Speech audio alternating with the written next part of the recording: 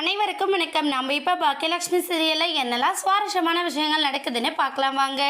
நம்ம கோபி குடிச்சிட்டு வீட்டுக்கு வந்ததுனால நம்ம ராதிகா ஒரு பக்கம் ரொம்பவே கோவத்தோட கட்டினது மட்டும் இல்லாமல், என்ன வேலை பண்ணிக்கிட்டு இருக்கீங்க கோபி, நான் இங்கே குழந்தை இல்லை அப்படிங்கிற வருத்தத்தோடு இருக்கேன், எனக்கு ஆறுதல் சொல்லலாம் அப்படிங்கிற எண்ணம் இல்லாமல் குடிச்சிட்டு வந்து உட்காந்துட்ருக்கீங்க அப்படின்னு சொல்லிட்டு நம்ம கோபியை செம்ம மாதிரியே கேள்வி கேட்டுட்ருக்காங்க நம்ம ராதிகா.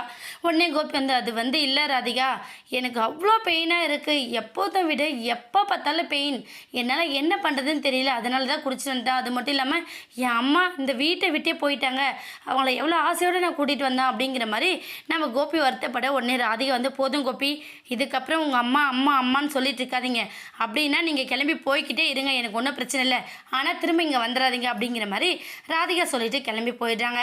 கோபினால என்ன பண்ணுறது ஏது பண்ணுறதுன்னு தெரியாமல் ரொம்பவே வருத்தப்பட்டாலும் கூடிய சீக்கிரம் இந்த பிரச்சனைக்கெல்லாம் காரணம் கமலா அப்படிங்கிறதையும் கண்டுபிடிக்க போகிறாரு. இன்னொரு பக்கம் நம்ம பாக்கியா எப்படியாச்சும் ஈஸ்வரியை கூட்டிகிட்டு கோயிலுக்கு போயே ஆகணும் அப்படிங்கிற முடிவில் நம்ம ஈஸ்வரியை கன்வீனியன்ஸ் பண்ணிட்டு வாக்கிங் வந்துட்டாங்க. நம்ம தாத்தாவும் பாக்கியாவும் அந்த டைமில் எதிர்பாராத விதமாக கோபியை பார்த்ததுமே நம்ம பாக்கியா என்ன பண்ணாங்கன்னா, அப்பா வாங்க நம்ம இப்படியே போயிடலாம் அப்படின்னு சொல்லிட்டு அந்த தாத்தாவை கூப்பிட்டு, தாத்தா இரும பாக்கியா ஒரு நிமிஷம் அப்படின்னு சொல்லிட்டு கோபியை சரமாரியாக கேள்வி கேட்குறாங்க. உன்னை தான் தலை மேலே தூக்கி வச்சு கொண்டாடிட்டு இருந்தா உன் அம்மா, நீ 1000 தப்பு பண்ணாலும் உனக்கு சப்போர்ட்டிவாக மட்டும்தான் நிற்பா, ஆனால் அவளுக்கு நீ கொலகாரி பட்டம் கட்டி வீட்டை விட்டு வெளியே அனுப்பிட்டே, அதனால் நான் ஒரே இடத்துல உட்காந்து சாப்பிடாம செய்யாமல் உட்காந்து அவ்வளோ வருத்தப்பட்டுருப்பா. எந்த தாயுமே பெத்த பசங்களுக்கு சாபம் கொடுக்க மாட்டா, நான் ஒரு தகுப்ப சாணத்தில் சொல்கிறேன்டா, நீ நல்லாவே இருக்க மாட்டேன், நாசமாக போயிடுவா, தனிமரமாக நின்று கஷ்டப்பட போகிறத நான் பார்க்க போகிறேன் அப்படின்னு சொல்லிட்டு ரொம்ப வருத்தப்பட்டு தாத்தா சொல்கிறாரு. இதையெல்லாம் நினச்சி நம்ம கோபி ஒரு பக்கம் வருத்தப்பட்டுட்டே இருக்காங்க. இன்னொரு பக்கம் நம்ம பாக்கியா என்ன பண்ணாங்கன்னா, ஈஸ்வரி கூட்டிகிட்டு கும்பகோணம் கிளம்பி போயிடுறாங்க.